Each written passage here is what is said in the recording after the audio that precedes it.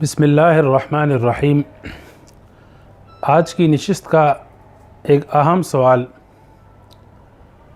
کہ ہم اللہ تعالیٰ کو کیوں نہیں دیکھ سکتے، یا اللہ رب العزت خود کو ظاہر کیوں نہیں کرتے ہمارے سامنے، یا کہ اللہ خود آ کر یہ اعلان کیوں نہیں کرتے کہ میں تمہارا خدا ہوں اور میری بات مانو۔ یا یہ کہا جاتا ہے اسی سوال کے تناظر میں کہ اللہ رب العزت آسمان پر آتشی حروف میں لکھ لے کہ میں تمہارا خدا ہوں اور اس پر اپنے دستخط ثبت کرے تاکہ لوگ اس کو دیکھ کر کے اپنے خدا کو اور اپنے خالق کو مان لیں۔ یہ ایک اہم سوال ہے جو ملحدین کی طرف سے اہل مذہب پر کیا جاتا ہے، اور خود بھی انسان کے ذہن میں یہ بات آتی ہے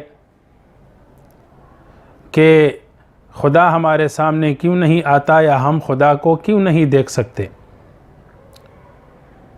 جیسے کہ قرآن کریم میں کئی جگہوں پر یہ واقعہ مذکور ہے کہ بنی اسرائیل نے حضرت موسیٰ علیہ السلام سے کہا کہ لن نؤمن لک حتی نری اللہ جہرتاً، کہ ہم آپ کی بات نہیں مانیں گے جب تک کہ ہم خدا کو سامنے نہ دیکھیں۔ اسی طرح موسیٰ علیہ السلام کو جب کوہ طور پر بلایا گیا تو موسیٰ علیہ السلام نے بھی عرض کیا کہ اللہ میں آپ کو دیکھنا چاہتا ہوں، تو اللہ نے فرمایا لن ترانی، تم مجھے نہیں دیکھ سکتے۔ تو یہ ایک پرانا سوال ہے جس کا قرآن کریم میں بھی ذکر ہے، اور قرآن کریم میں بھی اس کا جواب بالکل واضح الفاظ میں دے دیا گیا کہ لن ترانی، تم مجھے دیکھ نہیں سکتے۔ تو ہم اس سوال کے متعلق 3-4 باتوں کی وضاحت کرنا چاہتے ہیں کہ آخر اللہ تعالیٰ نے کیوں فرمایا لن ترانی، تم مجھے نہیں دیکھ سکتے، اور اللہ خود کو ظاہر کیوں نہیں کرتے، اور انسان اپنے خدا کو دیکھ کیوں نہیں سکتا۔ پہلی بات یہ ہے کہ ہمیں یہ دیکھنا چاہیے کہ انسان جن چیزوں کو دیکھ سکتا ہے وہ کیوں دیکھ سکتا ہے۔ انسان کسی بھی چیز کو دیکھ سکتا ہے تو اس کا احاطہ کرتا ہے، وہ چیز اس کی حد نگاہ اور بینائی کے حد میں محدود ہوتی ہے۔ تو کسی بھی چیز کو دیکھنے کے لیے 3 چیزیں ہونا ضروری ہے۔ ایک یہ کہ اس چیز کی واضح شکل ہو، اور اس کا حجم ہو، اور اس کا رنگ ہو، تاکہ ان 3 اوصاف کی مالک چیز اس کا عکس منعکس ہو کر، اس کی روشنی منعکس ہو کر کے ہمارے محسوسات کے ذریعے سے دماغ تک پہنچ جائیں۔ اور جن چیزوں کی یہ 3 اوصاف ہوتی ہے کہ اس کی واضح شکل ہو، اور رنگ ہو، اور حجم ہو، تو وہ چیز محدود ہوتی ہے، حالانکہ یہ بات واضح ہے کہ اللہ کی ذات لامحدود ہے۔ جب اللہ کی ذات لامحدود ہے اور محدود کی صفات سے وہ پاک ہے اور ماوراء ہے، تو اس لیے ہم اس کو دیکھ نہیں سکتے۔ اس کو اس پہلو سے دیکھا جائے کہ کیا انسان میں اپنے خدا کو دیکھنے کی صلاحیت موجود بھی ہے یا نہیں۔ تو جب ہم دیکھتے ہیں کہ انسان کی دیکھنے کی اور محسوس کرنے کی صلاحیت کتنی ہے، تو انسان کی دیکھنے کی اور محسوس کرنے کی صلاحیت بہت محدود ہے۔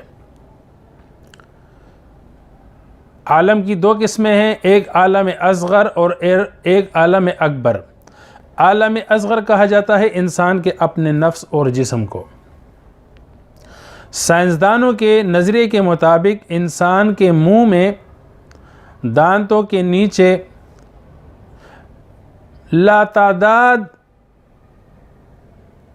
لاتعداد بیکٹیریا اور وائرس موجود ہیں۔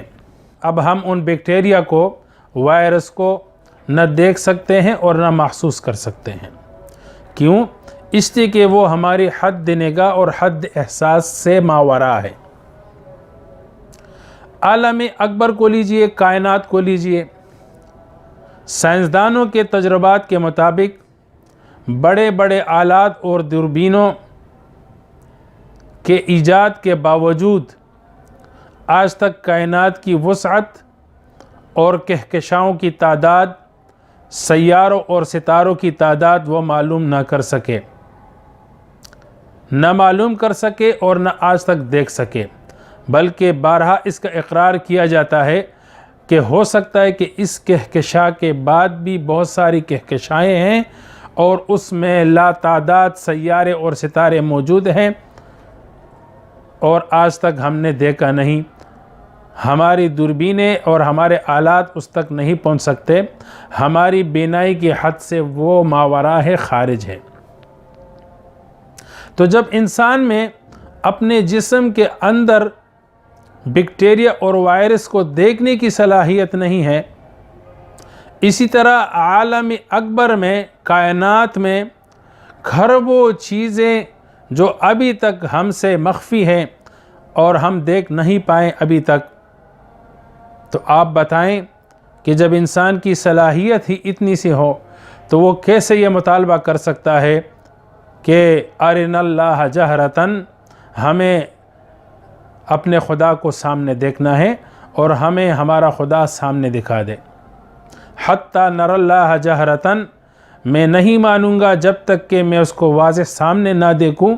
تو آپ بتائیں جب انسان کے محسوس ہونے اور اسی طرح اس کی بینائی اور اسی طرح حد بصارت اتنی محدود ہے کہ وہ اپنے اندر کی چیزوں کو آج تک نہ دیکھ پایا اور اسی طرح باہر کی کھربوں چیزیں وہ نہ دیکھ سکا، تو اس صلاحیت کے بعد وہ کیسے مطالبہ کر سکتا ہے اور یہ مطالبہ کیسے معقول ہوگا کہ مجھے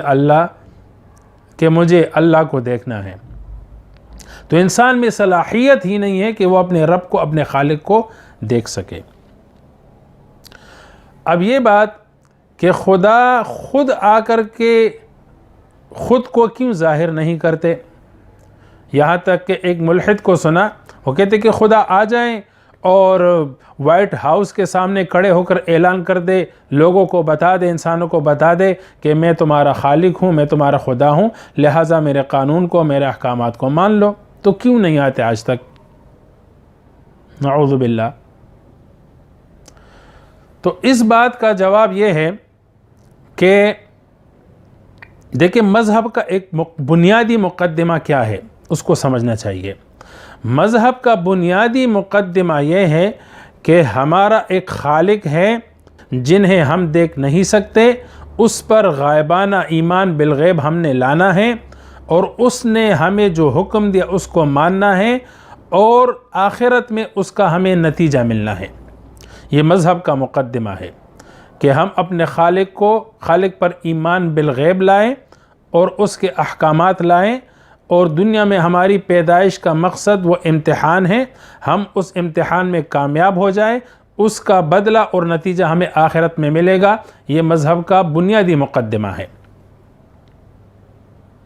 اب اگر بنیاد سے کہا جائے، شروع سے کہا جائے کہ ہمیں خدا نظر آئے اور خدا ہمارے سامنے آئے، تو یہ مقدمہ ہی نہیں رہے گا، اور اسی طرح انسان کی پیدائش کا مقصد امتحان ہی نہیں رہے گا۔ دوسری بات کہ خدا کا خود کو ظاہر نہ کرنا، یہ اس بات کی دلیل ہے کہ انسان اپنے فیصلے میں آزاد ہے۔ خدا کا خود کو ظاہر نہ کرنا یہ انسان کے فیصلے کی آزادی ہے کہ وہ چاہے تو خدا کو مان لے اور اس امتحان میں کامیاب ہو جائے احکامات پر عمل کر کے، اور چاہے تو انکار کر دے۔ جیسے کہ اس کی مثال مثلاً الیکشن ہو رہے ہوں تو ہر شخص کو آزادی ہوتی ہے، وہ چاہے تو کسی بھی پارٹی کو ووٹ دے سکتا ہے آزاد رائے کے تحت، لیکن اگر کسی پارٹی کے بندے آ جائیں اور سر پر بندوق رکھ کے کہے کہ نہیں آپ نے ووٹ دینا ہے مجھے، میری پارٹی کو دینا ہے، مجھے ووٹ دینا ہے اور کہیں نہیں دینا، آپ کیا کہیں گے؟ آپ کہیں گے پھر الیکشن کا فائدہ کیا ہوا کہ جس میں آزادی نہ ہو، فیصلے کی آزادی نہ ہو، اس الیکشن کا فائدہ کیا ہے؟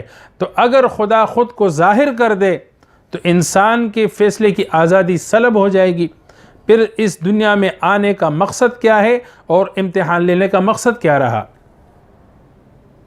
تو اس بات میں یہ حکمت ہے کہ خدا خود کو ظاہر کیوں نہیں کرتے؟ اس لیے نہیں کرتے کہ اس امتحان کا، انسان کی پیدائش کا جو مقصد ہے اس دنیا میں آنے کا، وہ امتحان ہے، وہ امتحان نہیں رہے گا، اور مذہب کا جو بنیادی مقدمہ ہے وہ مقدمہ ہی ٹوٹ جائے گا، اس کا کوئی مقصد ہی نہیں رہے گا، جیسے کہ الیکشن کا کوئی فائدہ ہی نہیں رہتا اگر جبراً آپ سے ووٹ لیا جائے۔ دوسری بات، بلکہ تیسری بات، کہ ہم اس سوال کو طبعیات یعنی فزکس کے پہلو سے دیکھ لیں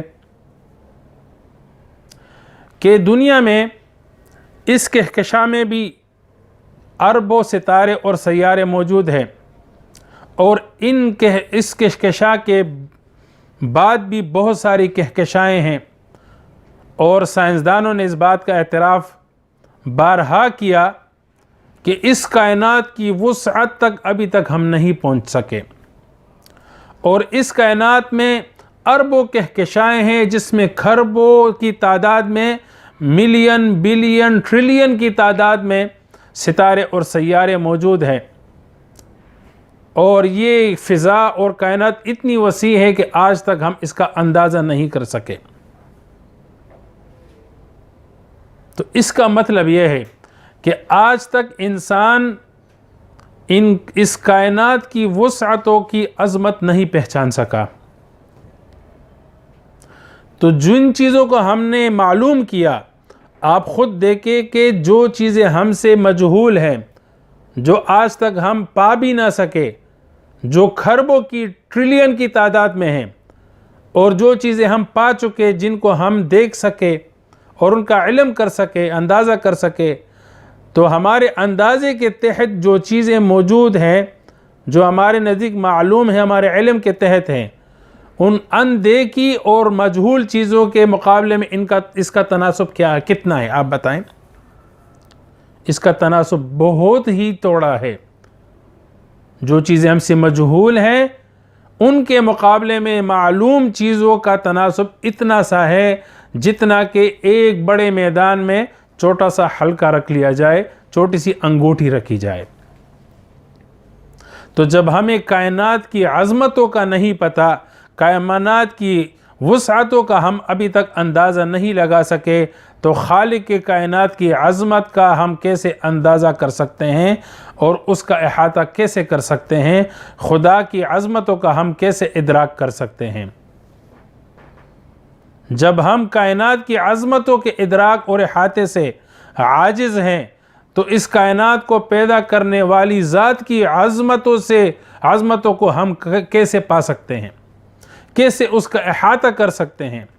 جب ہم کائنات کی عظمت سے عاجز ہیں تو کائنات کو پیدا کرنے والی کی عظمت تو ہم سوچ بھی نہیں سکتے، جائے کہ ہم اس کی ذات کو دیکھ لیں اور یہ کہیں کہ اللہ کو میں نے دیکھنا ہے۔